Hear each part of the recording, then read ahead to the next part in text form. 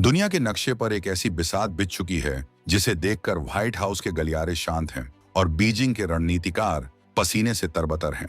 जब ईरान और इजरायल के मिसाइलें आसमान का सीना चीर रही थीं, तब भारत के प्रधानमंत्री नरेंद्र मोदी ने एक ऐसी चाल चल दी जिसकी भनक दुनिया के किसी जासूसी नेटवर्क को नहीं लगी। इसे आप मास्टर स्ट्रोक कहें या आधुनिक युग की सबसे बड़ी कूटनीति, लेकिन सच तो यह है कि भारत ने वहां अपना झंडा गाड़ दिया है जहां जाने की हिम्मत अब तक सिर्फ चीन दिखाता था। ईरान और अमेरिका के बीच चल रहे तनाव ने पूरी दुनिया की सप्लाई चेन को घुटनों पर ला दिया है। तेल की कीमतें आसमान छू रही हैं और बड़े बड़े देश अपनी अर्थव्यवस्था बचाने के लिए हाथ पैर मार रहे हैं।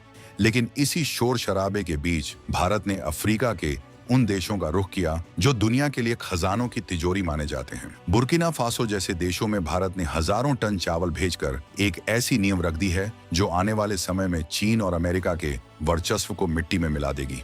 ये सिर्फ अनाज की मदद नहीं है, बल्कि ये भारत का वो सॉफ्ट पावर है जिसने अफ्रीका के सोने और क्रिटिकल मिनरल्स की चाबी भारत के हाथों में सौंप दी है।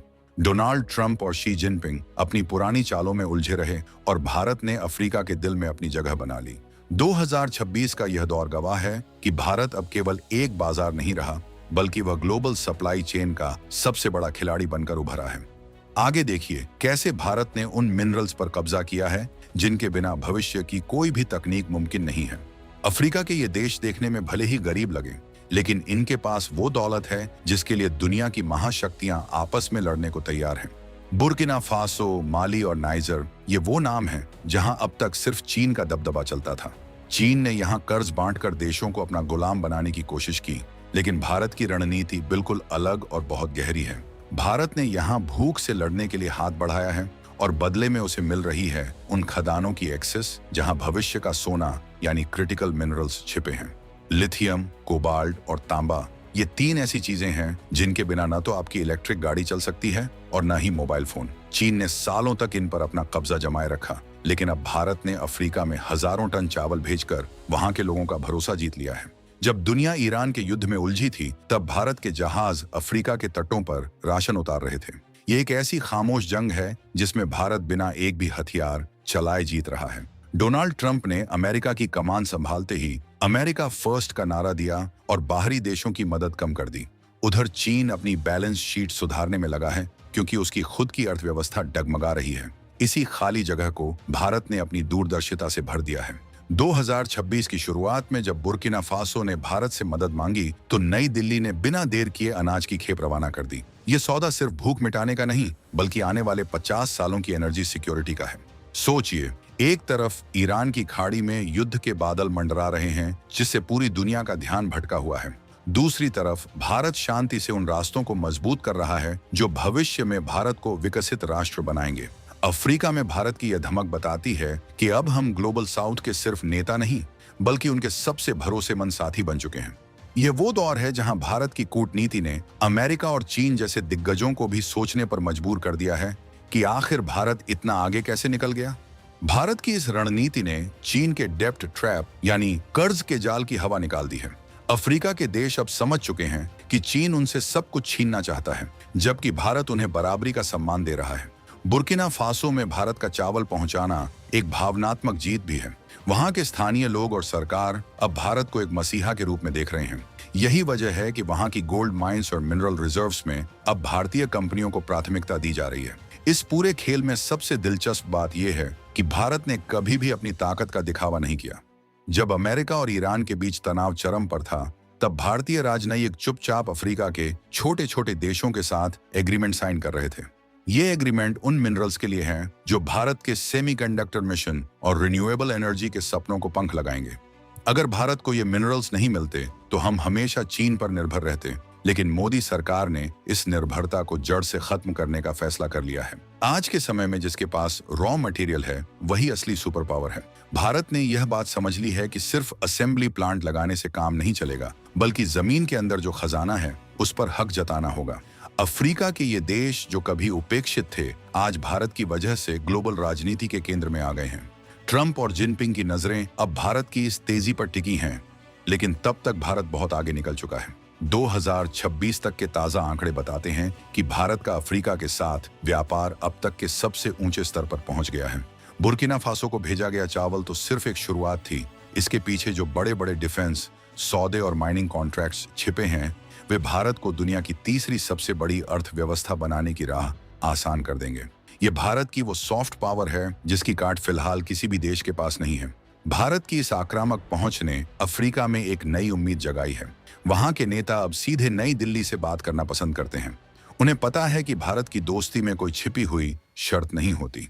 यही कारण है कि भारत ने वहां के इंफ्रास्ट्रक्चर और एजुकेशन में भी बड़े पैमाने पर निवेश करना शुरू कर दिया है। ये एक ऐसा चक्र है जिसमें सबका फायदा है, लेकिन सबसे ज्यादा फायदा भारत की रणनीतिक मजबूती का है। लेकिन क्या आपको लगता है कि यह सब इतना आसान था? बिल्कुल नहीं। ईरान और इजराइल के बीच छिड़ी जंग ने लॉजिस्टिक्स को बहुत मुश्किल बना दिया था। समुद्र के रास्ते असुरक्षित हो गए थे।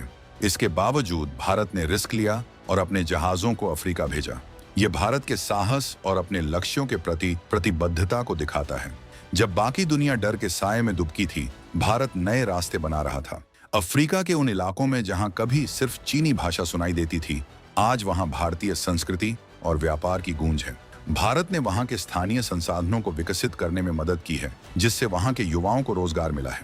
यह सबका साथ, सबका विकास का वैश्विक मॉडल है जिसे दुनिया अब सलाम कर रही है। जिनपिंग के लिए यह एक बड़ा झटका है, क्योंकि उनका one belt one road project अब अफ्रीका में फीका पड़ता जा रहा है। उधर ट्रंप प्रशासन भी हैरान है कि भारत ने इतनी जल्दी अफ्रीका में अपनी पैठ कैसे बना ली। अमेरिका हमेशा से अफ्रीका को सिर्फ एक समस्या के रूप में देखता आया है, लेकिन भारत ने उसे एक अवसर के रूप में देखा। यही विजन भारत को बाकी देशों से अलग करता है। भारत की यह रणनीति न केवल हमारे उद्योगों को मजबूती देगी, बल्कि वैश्विक स्तर पर हमारी आवाज को और भी बुलंद करेगी। सस्पेंस तो अभी और गहरा होने वाला है, क्योंकि भारत ने सिर्फ बुर्किना फासो ही नहीं, बल्कि आधा दर्जन और अफ्रीकी देशों के साथ गुप्त समझौते किए हैं। इन समझौतों में क्या है, ये तो आने वाला वक्त ही बताएगा, लेकिन इतना साफ है कि भारत ने दुनिया की एनर्जी चेस में अपनी अगली चाल चल दी है। ये चाल सीधे चेकमेट की तरफ बढ़ रही है। सोचिए, जब भारत के पास खुद के क्रिटिकल मिनरल्स होंगे, तो हमारी इलेक्ट्रिक गाड़ियों की कीमत आधी हो जाएगी। हमारा डिफेंस सेक्टर दुनिया को टक्कर देगा और हम तकनीक के मामले में किसी के मोहताज नहीं रहेंगे। ये 2026 का आत्मनिर्भर भारत है, जो अपनी जरूरतें खुद पैदा करना जानता है। भारत की इस दहाड़ ने उन सभी के मुंह बंद कर दिए हैं जो सोचते थे कि भारत कभी ग्लोबल रेस में आगे नहीं निकल पाएगा। ईरान का युद्ध थमे या न थमे, लेकिन भारत ने अपनी ऊर्जा सुरक्षा के लिए जो अभेद्य किला तैयार किया है, उसे कोई नहीं तोड़ सकता। भारत ने दिखा दिया है कि कूटनीति सिर्फ मेज पर बैठकर बातें करने का नाम नहीं है, बल्कि जमीन पर उतरकर लोगों की मदद करना और अपने देश के हितों को सर्वोपरि रखना है। बुर्किना फासो को भेजा गया चावल भारत के उसी बड़े विजन का एक छोटा सा हिस्सा है। अब दुनिया भारत की ओर देख रही है कि अगला कदम क्या होगा। क्या भारत अफ्रीका में अपना पहला बड़ा मिलिट्री बेस भी बनाएगा, या फिर भारत वहां की पूरी माइनिंग इंडस्ट्री को टेक ओवर कर लेगा? ये सवाल अब अमेरिका और चीन की नींद उड़ा रहे हैं। भारत ने एक ऐसी लकीर खींच दी है जिसे पार करना अब किसी भी महाशक्ति के लिए आसान नहीं होगा।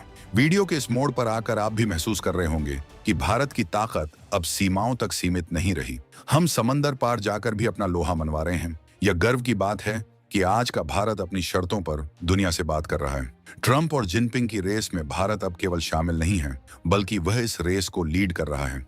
अफ्रीका के इस मिशन ने यह भी साफ कर दिया है कि भारत की इंटेलिजेंस और स्ट्रेटेजिक टीमें कितनी बारीकी से काम कर रही हैं। बिना किसी शोर शराबे के इतने बड़े मिशन को अंजाम देना किसी करिश्मे से कम नहीं है। भारत ने उन देशों को अपना बनाया है जिन्हें दुनिया भूल चुकी थी। यही वो मानवतावादी दृष्टिकोण है जो भारत को एक विश्व गुरु के रूप में स्थापित करता है। अफ्रीका के सोने और चावल की यह कहानी आने वाली पीढ़ियों को सुनाई जाएगी कि कैसे एक संकट के समय में भारत ने अपनी बुद्धिमानी से दुनिया का रुख बदल दिया। ये राष्ट्रवाद का वो नया चेहरा है जहां हम अपनी प्रगति के साथ दूसरों का भी भला कर रहे हैं। भारत की यह पहुंच सिर्फ व्यापार तक नहीं रुकने वाली। खबर आ रही है कि भारत अब इन देशों के साथ मिलकर एक नया इकोनॉमिक कॉरिडोर बनाने की योजना पर काम कर रहा है, जो सीधे मुंबई को अफ्रीका के बंदरगाहों से जोड़ेगा। अगर ऐसा हुआ तो स्वेज नहर पर निर्भरता कम हो जाएगी और भारत हिंद महासागर का बेताज बादशाह बन जाएगा।